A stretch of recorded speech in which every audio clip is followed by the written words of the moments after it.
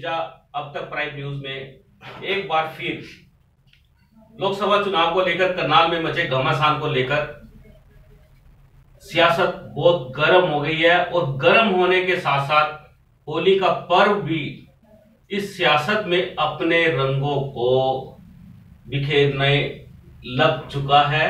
और आज इसी रंगों को बिखेरते हुए आज हमारे स्टूडियो में शहर की जानी मानी हस्तियों ने यहां पर पहुंचकर इस स्टूडियो के अंदर अब तक न्यूज चैनल्स में अपने विचार रखने आरंभ किए हैं। और विचारों का जो विषय है वो मैं आपको एक बार क्लियर कर दूं। विचारों का विषय जो चल रहा है इस समय वो विषय लोकसभा चुनाव को लेकर करनाल में दी जाने वाली टिकट कौन सा दल किसको देगा ये विषय बात का है। लेकिन इस समय यहाँ पर बाहरी उम्मीदवार को लेकर मुद्दा बहुत गरमाया हुआ है और मैं इसी विषय को आपको बताना चाहता हूं कि इस विषय को लेकर एक बार पहले भी हम लोग आपके बीच में ब्राह्मण सभा को लेकर आए थे, उनके जिलाध्यक्ष आए थे। आज इसी विषय पर आज हमारे बीच में समाज के कुछ गणमान्य लोग उपस्थित हुए हैं। इन्हीं में आज मैं आपको बताना चाहता हूं कि हमारे बीच में हमारे ही करनाल से एक बेहद ही सुप्रसिद्ध व्यक्ति जिनको हम शख्सियत कहेंगे, बहुत बड़ी शख्सियत है ये हमारे बीच में हैं। लोक कलाकार हैं, लोक गीतकार हैं, लोक कवि हैं और अभी कुछ समय पहले गणतंत्र दिवस पर देश के माननीय राष्ट्रपति महोदय और माननीय प्रधानमंत्री नरेंद्र मोदी जी ने उनको अपने यहाँ बुलाकर विशेष तौर पर भोजन पर आमंत्रित किया, उनका सम्मान किया और ये करनाल के लिए बड़ी गौरव की बात है। आज मैं आपको उनका परिचय कराना चाहता हूँ। हमारे बीच में उपस्थित है ईश्वर शर्मा जी। ईश्वर शर्मा जी, आपका यहाँ पर स्वागत है। और हमारे बीच में एक बार फिर से ब्राह्मण सभा करनाल के जिला अध्यक्ष सुरेंद्र शर्मा बड़ौता जी उपस्थित हुए हैं। उन्होंने पिछली बार हमें कहा था कि करनाल में जो बाहरी उम्मीदवार आएगा उसका कड़ा विरोध किया जाएगा और इस विषय को लेकर उन्होंने कहा था कि हरियाणा के मुख्यमंत्री से मिलेंगे। और मुझे लगता है कि उनकी हरियाणा के मुख्यमंत्री से कोई बातचीत हुई है या होने वाली है। आज ये भी हम पिक्चर क्लियर करना चाहेंगे। और इसी के साथ हमारे बीच में इसी ब्राह्मण सभा के जिला उपाध्यक्ष श्री बृजभूषण कोयर वो भी उपस्थित हुए हैं, उनका भी स्वागत है। और आपको मैं एक और बात बताना चाहता हूं, करनाल के वैश्य समाज से यहाँ पर मदन मोहन गुप्ता जी पधारे हैं, उनका भी स्वागत है। उनके साथ आदर्श कुमार अग्रवाल जी भी पधारे हैं, इनका मैं स्वागत करता हूं क्योंकि करनाल की राजनीति ही एक ऐसी है, सीएम सिटी सीट है ये वाली और लोकसभा में करनाल का बहुत बड़ा प्रभाव रहा है क्योंकि ये करनाल की सीट ही ऐसी है। इस सीट से यहाँ पर गृह राज्य मंत्री तक मिले हैं। जो भी यहाँ से जीतता है उसको केंद्र सरकार में अच्छा मान सम्मान मिलता है।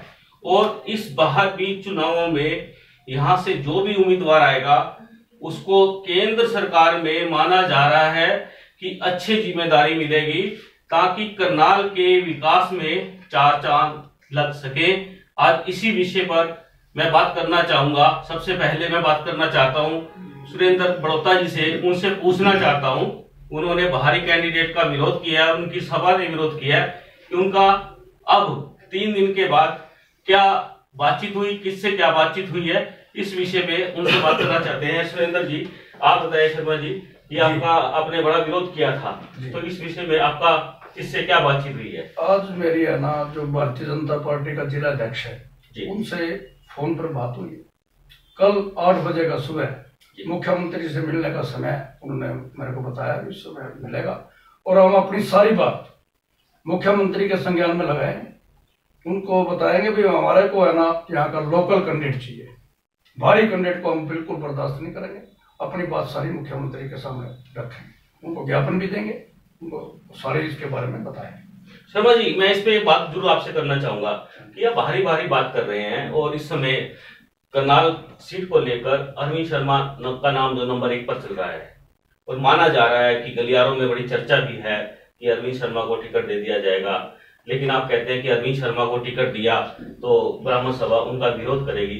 ये बात अपनी समझ से बाहर है कि जो व्यक्ति यहाँ से 2 बार सांसद रहा हो और उनकी यहाँ पर पकड़ भी बताई जाती है और आप इसमें बड़ा क्लियर सा उनका विरोध कर रहे हैं। ऐसा क्यों ऐसा किस लिए? क्योंकि देखो आपने अब विरोध किया, पहले क्यों नहीं विरोध किया इस बात का?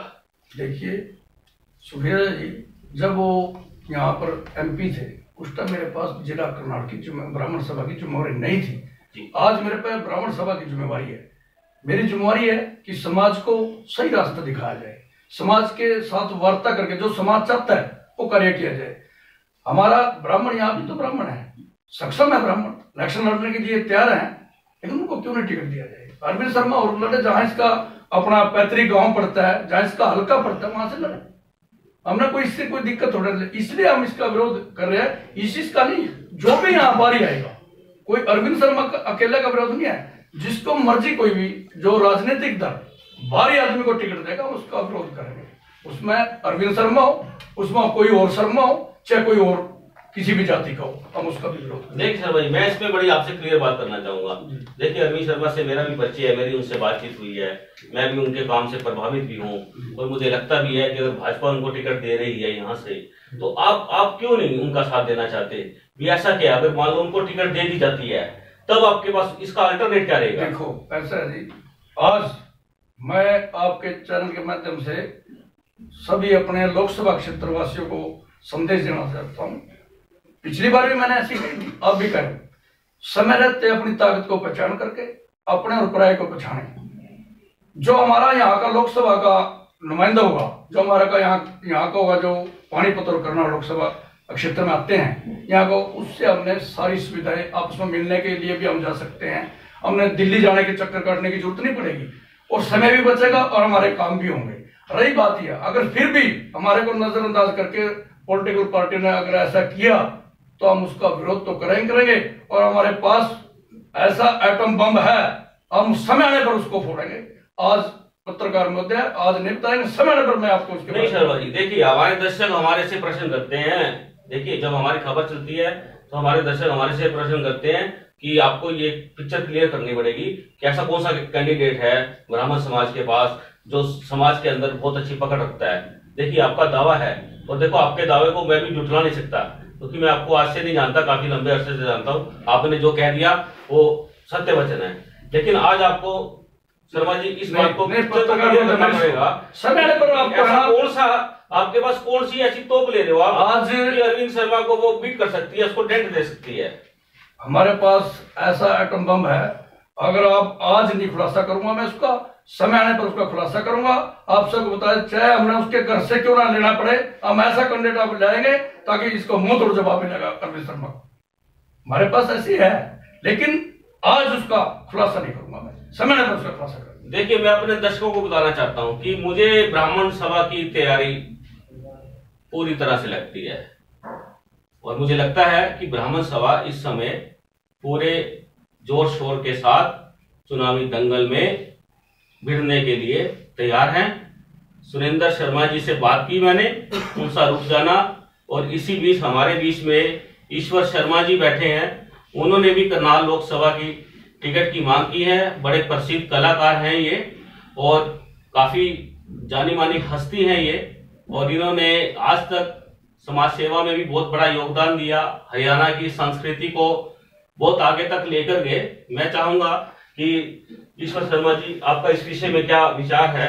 आप कहां से चुनाव लड़ना चाहते हैं? आप समर्थन करना चाहते हैं? आप भी ब्राह्मण हैं, ब्राह्मण सभा का समर्थन करना चाहते हैं या चुनाव लड़ना चाहते हैं?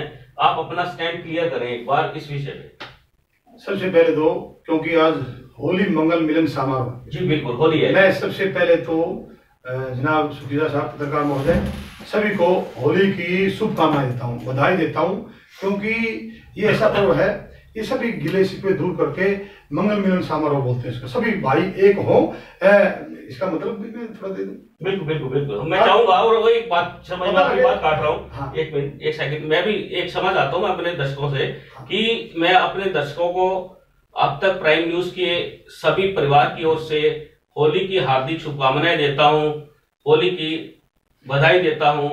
होली का पर्व सब साथियों के साथ अच्छे से मनाएं, पानी से दूर रहें और केमिकल्स वाले कलर से दूर रहें, सूखी फूलों की होली मनाएं, आपस में भाईचारा बढ़ाएं। ये अब तक टाइम्स का एक संदेश है, छोटा सा संदेश है मेरे परिवार की ओर से जी। ईश्वर शर्मा जी, आपकी बहुत बड़ा संदेश हम भी चाहेंगे आपका संदेश सुने। सबसे पहला तो संदेश है, हम कलाकार हैं, हमारी कोई जात नहीं होती, ना ही जैसे पत्रकारों, हम सबके हैं, हम सब हिंद के वासी, हिंदुस्तान हमारा एक है और जय हिंद नारा तिरंगा प्यारा निशान हमारा एक है। हम सब समाज के हैं। जो मैं ये कार्य शुरू कर रहा हूँ, सबसे पहले तो आप सभी को होली की शुभकामनाएं। प्यार बोल के लिया सुमर रंग के भरे गुब्बारे में, आजा होली खेल लांगे की देख खड़ी चुबारे में। वाह वाह, क्या बात है, क्या बात है। होली सो जाओ, सुनो जी, ये भी सुनाओ। सुनाओ। होली सो जाओ, होली इसका मतलब क्या है? होली सो जाओ होली, अरे सारे गिले शिकवे दूर कर दो, आज तो खूब मनाओ होली। यही तो संदेश है। सभी जन जन प्यार से रहे और सभी का कल्याण हो, जन जन का कल्याण हो, जनता का भला हो, ये मेरी इच्छा है। बिल्कुल अंतरात्मा की आवाज है, भावना से बोल रहा हूँ। जो बोल रहा हूँ, जो कवि होते हैं तो बिल्कुल साफ सच्ची आवाज, जैसे पत्रकार होते हैं, हर जो चीज करते हैं पत्रकार सच्चाई का साथ देते हैं। सबसे पहले तो मैं पत्रकारों को नमन करता हूं, उनके चरणों में प्रणाम करता हूं, जो मुझे इस लायक समझ रहे हैं कि मैं भी एक सेवा। बिल्कुल। और बताइए शर्मा जी, देखिए आप कलाकार हैं, आपकी समाज में पकड़ है, समाज में एक बहुत बड़ी रिस्पेक्ट है, और पत्रकार समाज में रिस्पेक्ट है आपकी। सबसे बड़ी बात तो ये है कि पत्रकार हर व्यक्ति आपकी बड़ी रिस्पेक्ट करता है।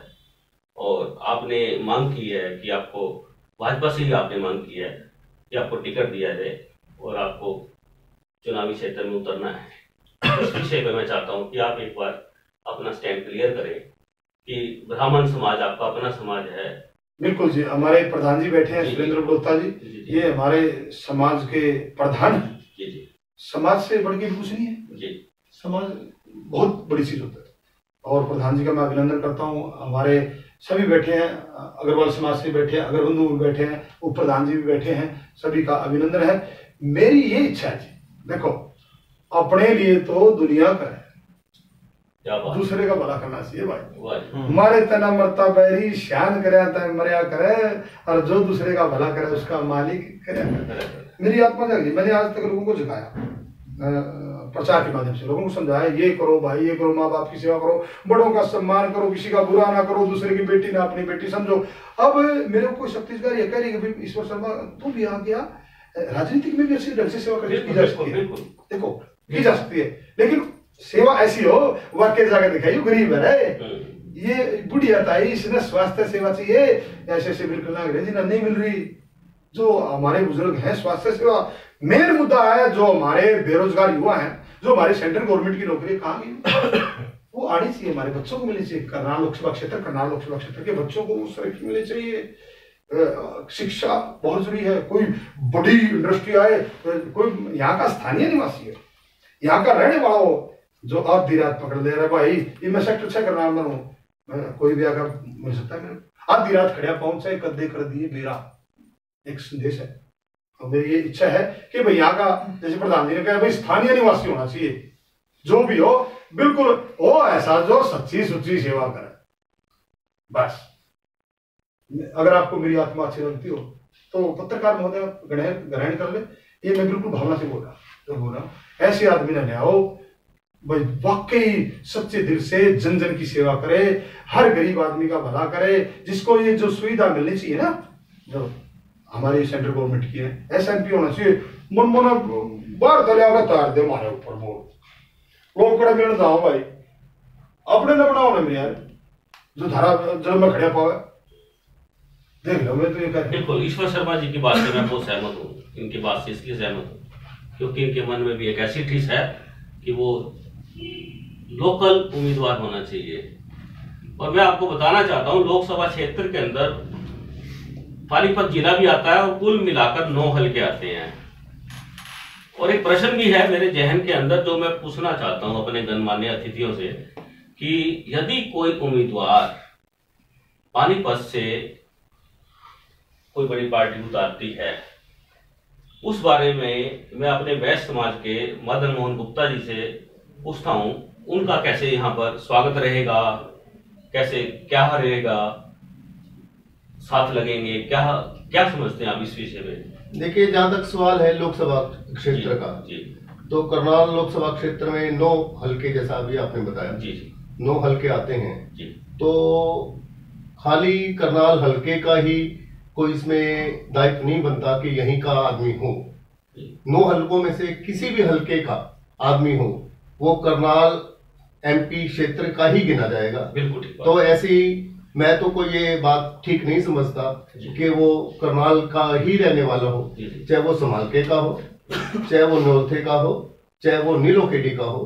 करनाल लोकसभा क्षेत्र से होना चाहिए, लोकल कैंडिडेट वही गिना जाएगा, ना कि करनाल हल्के का हो वो गिना जाएगा। बिल्कुल ठीक बात है। आपसे मैं सहमत है इस बात से। बिल्कुल जी, अगर लोकसभा क्षेत्र से कोई भी आए उस पर सहमत। जी, हमारे बीच में ब्रिजभूषण भी हैं, ब्राह्मण समाज के जिला उपाध्यक्ष हैं। इनसे मैं जानना चाहूंगा आपका क्या विचार है इस विषय के अंदर, क्योंकि राजनीति है। आज अभी होली के दिन चल रहे हैं, रंग बिरंगी बातें हो रही हैं राजनीति के अंदर। इनको हम लोग रंग बिरंगी बातें कहते हैं, एक संज्ञा दे दी हमने। रंग बिरंगे नेता आ रहे हैं, रंग बिरंगी बातें ला रहे हैं, रंग बढ़ते जा रहे हैं। तो इस विषय के अंदर मैं आपसे बात करना चाहता हूँ। सबसे पहले तो मैं आपके चैनल के माध्यम से पूरे करनाल लोकसभा क्षेत्र के वासियों को होली की शुभकामनाएं देता हूँ अपनी तरफ से, जिला करनाल ब्राह्मण सभा की तरफ से। और रही बात पानीपत, पूरे करनाल लोकसभा से कहीं भी किसी कोने से कोई भी आओ, हम उसका स्वागत करते हैं। और मेरी भी यही है जो प्रधान जी ने कही, भाई साहब ने कही है, लोकल कैंडिडेट उतारना चाहिए। जो बाहर उम्मीदवार आएगा चाहे वो कोई भी हो है, हम उसका पूरा जोर विरोध करेंगे। उसके बावजूद भी अगर कोई पार्टी उतारती है, हम पूरी पार्टी का ही विरोध करेंगे, बहिष्कार करते हैं पूरी पार्टी का। हम बाहरी कैंडिडेट को एडमिट नहीं करेंगे। मैं एक बात जानना चाहता हूँ और एक प्रश्न और हमारे मन में है हमारे, इसलिए मैं आपसे जानना चाहता हूँ, आपको इस बार क्या लगता है कौन सी पार्टी का उम्मीदवार आपको विनर लगता है, जीत का आंकड़ा पार करता हुआ दिखता है? इस बारे में भी थोड़ा सा पिक्चर क्लियर हो जाए तो चुनाव का मजा कुछ और आएगा और होली का पर्व भी कुछ मजेदार हो जाएगा। जी साहब, जो पार्टी क्या ना ईश्वर शर्मा का जी साथ है भाई, आप जी से खाते बैठे अरे हम। जो पार्टी लोकल को टिकट देगी जी उसको जिताएंगे, और बाकी जो बाहर से हवाई वो पट्टी से आएंगे उसको है ना नकारेंगे, उसको मैं यही कह रहा हूँ कि ब्रिजभूषण जी कौन सी पार्टी आपको जीतती हुई दिखाई दे रही है, क्योंकि आप समाज का ऐसा अंग हो इनका पूरा का पूरा समाज पर दृष्टि रहती है, समाज से मेल जोल रहता है, समाज के लोगों से आप दुख सुख साझा करते हो, समाज के दुख में जाते हो, उनके सुख में जाते हो, 24 घंटे अपनी जिम्मेदारी समझकर एक कंधे से कंधा मिलाकर खड़े रहते हो। तो ऐसा क्या माहौल आपको लगता क्या है कि बाजार किसके लिए गर्म है? जीतना ना जिताना ये तो हमारे पूरे करनाल लोकसभा के जो वोटर हैं उनके हाथ में है। वो जिसको चाहेंगे वही जीतेगा। अब वो उसको चाहेंगे जो लोकल कैंडिडेट उतारेगा, चाहे वो बीजेपी अगर लोकल कैंडिडेट उतारती है तो उसको जिता के भेजेंगे। अगर बीजेपी नहीं उतारती, कांग्रेस उतारती है, हम कांग्रेस को समर्थन करेंगे। आपको क्या लगता है आदर्श कुमार जी, आप इसमें बैठे हैं? देखो तो बीजेपी ही जीतने की उम्मीद है जी, उनके साथ मैं नरेंद्र मोदी जी के साथ। जी हमारे साथ आदर्श जी हैं, ये नरेंद्र मोदी जी के साथ है। मेरे तो विचार यही है, मोदी जैसा बनता नहीं मिल सकता। ठीक है, अगर चूक गए तो चूक गए, नहीं जी उनके साथ है। एक नारा है, मैं बताना चाहता हूँ दर्शकों को, अभी मैंने जस्ट पढ़ा है, कहते हैं नमो नमो जपते चलो, ऐसी है नमो नमो जपते चलो। और मोदी जी ये कहीं इंग्लैंड में था कोई ऐसे,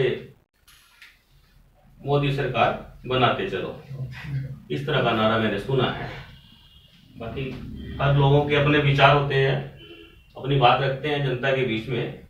तो मैं यही बात एक बात मदन मोहन जी से पूछना चाहता हूं, क्योंकि इनका राजनीति से भी जुड़े हुए हैं ये, और इनका काफी तजुर्बा भी है मदन मोहन जी का। तो मदन मोहन जी आप बताएं, आपको क्या लगता है? देखिए ये इलेक्शन होता है, कोई छोटी मोटी चीज नहीं है, 2 दिन में ही इलेक्शन का रुख पलट जाता है जी। अभी कुछ भी कहना कि कौन सी पार्टी जीतेगी, अभी किसी भी पार्टी, राजनीतिक पार्टी ने अपना कोई भी उम्मीदवार डिक्लेयर नहीं किया है कि हमारा उम्मीदवार फलाना है। जब तक सभी पार्टियां अपना अपना उम्मीदवार ने अपना डिक्लेयर नहीं करती, इस बारे में बोलना, समय से पहले बोलना होगा। जब तक सभी उम्मीदवार मैदान में आएंगे, उसको पब्लिकली कंसीडर किया जाएगा कि कौन सा उम्मीदवार अच्छा है, कौन सा लोकल है, कौन सा बाहरी है। और लोकलों में भी मान लो सभी पार्टियां लोकल ही कैंडिडेट खड़ा कर देती हैं, तो फिर आपस में उनका कंपटीशन उनका होएगा, वो फाइट हो जाएगी, वो फाइट होगी। उसमें जो आदमी अच्छा होगा उसका चुनाव होगा। अभी तो जब भी उम्मीदवार ही नहीं आए मैदान में, हम क्या कह सकते हैं भी कौन जीते? अभी पर्चा अभी ये नहीं कह सकते कि मोदी लहर है, वो तो मोदी लहर वाली तो बात खत्म हो गई है। अब तो